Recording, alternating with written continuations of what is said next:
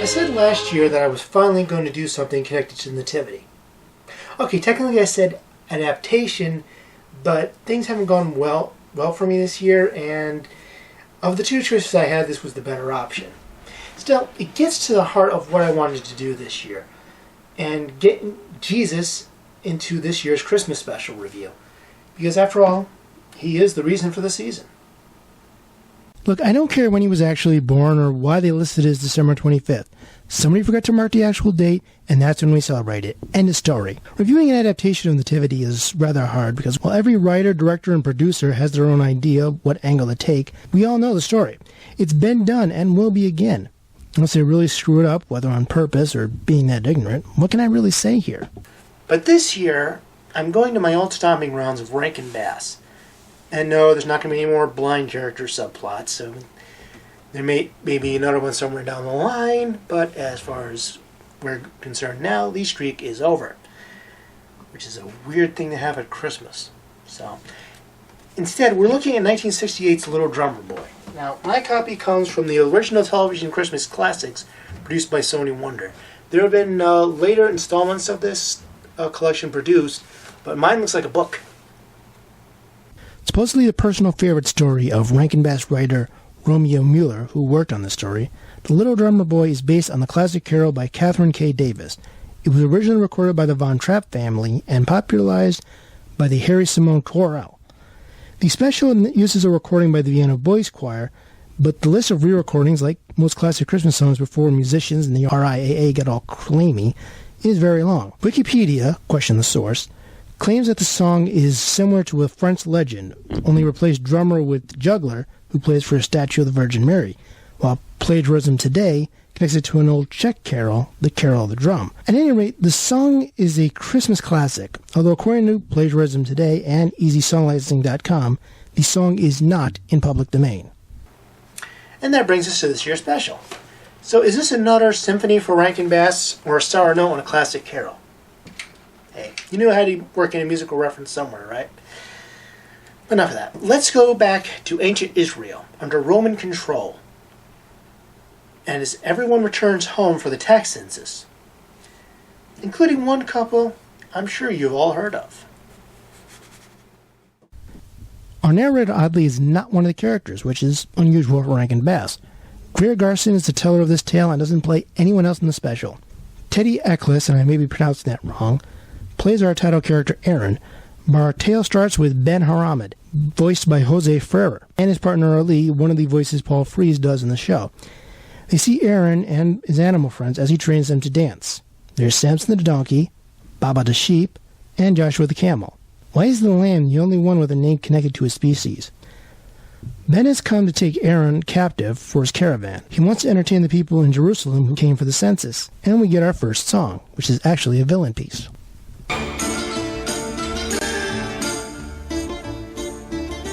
When the day is good and the wind is dry and the goose is hanging high, I can't work like other men do when the goose is hanging high. When the sun is bright in the big blue sky and the goose is hanging high, the devil steals my heart away when the goose is hanging high. If you make sense of this song, please tell me how. I'm sure there's some kind of symbolism here, but it's going over my head. It seems to work on Aaron, though, because he agrees to go into the city and perform, which is hard for a boy who truly does hate people. In a flashback, we learn why. Aaron lived with his parents, played by Freeze again, and June Foray, who loved him so much they gave him a drum, although they do have him go outside to play it. The drum also gives him the power to magically summon animals out of nowhere to dance. The storyteller says it must be because it was a gift of love, or maybe the kid's just a natural.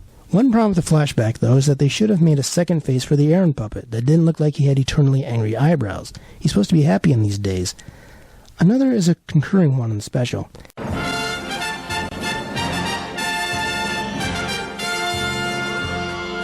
You can barely hear a drum beat, if at all, during the whole thing. The closest you get is the song that inspired the special, but as per the carol, it's a standing beat most of the time until the crescendo. It ends up sounding like Aaron's drum is playing the horn section as well as the percussion. Maybe it really is magic. One night, bandits come to rob the place. Aaron escapes with his 3 animal friends, but his parents are killed. I have to admit, he has a fair reason to hate people, although he's forgetting that his parents were people. But this means that his performance doesn't last long when the sight of happy people brings a rage to him and he goes off on how evil they all are for the crime of being human. Did Aaron start PETA? And yet it was still a better performance than the jugglers they had.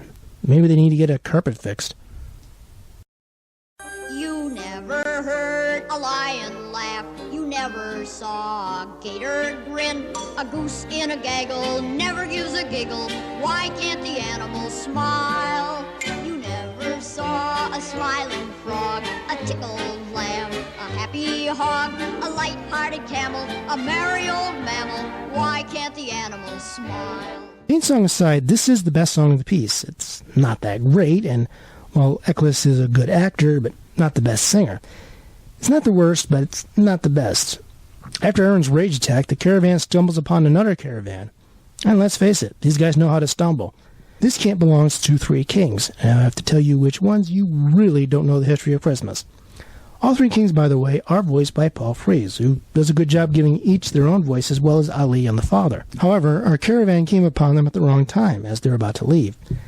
When one of the camels is too tired to carry her burden, they ask Ben to sell them Joshua, not knowing he's actually Aaron's. I just realized, Samson would have made a better name for the camel instead of the donkey in this story.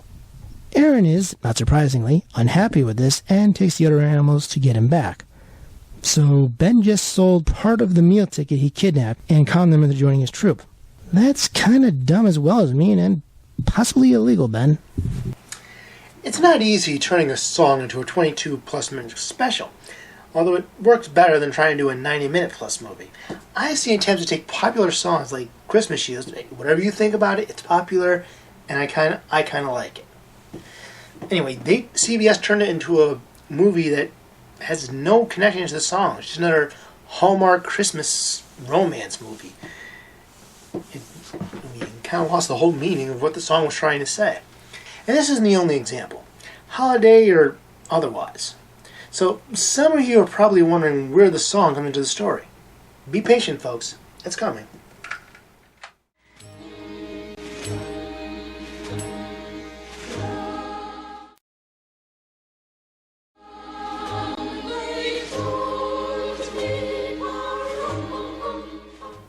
Well, Aaron so far hasn't been given any reason to trust people, has he?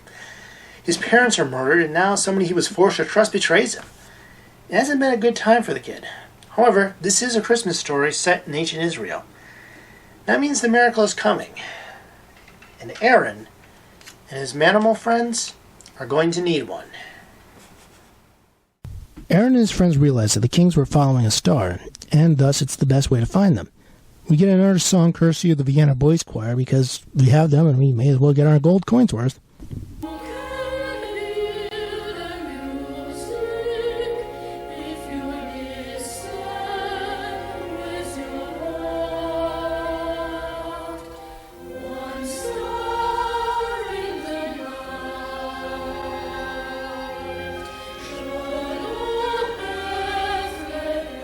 The town of Bethlehem.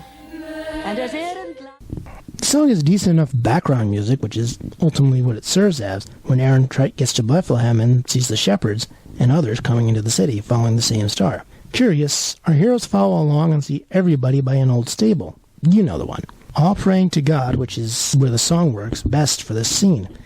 They also see the caravan, and Joshua and our friends rush to meet them. However, a Roman races by on his chariot just then, apparently ignoring the praying crowd, and runs over Baba, which he couldn't care less about because he's a Roman soldier in a Christmas story. You have to wait for Easter for any of them to care, and that'll be a very small number. Hoping the kings can help because kings equal doctor, and sees what everybody's praying over, a baby. Aaron makes his way to the kings for help, but they can't do anything. However, one of them is sure that the baby Jesus can. Well, as we all know, Aaron has no gift to bring save one. I've seen other specials or stories on this where the drummer boy gives him the drum, but he keeps it in this one, and only plays the song. The Vienna Boys Choir picks up the song where they left off in the intro, as Aaron plays his song for the babe.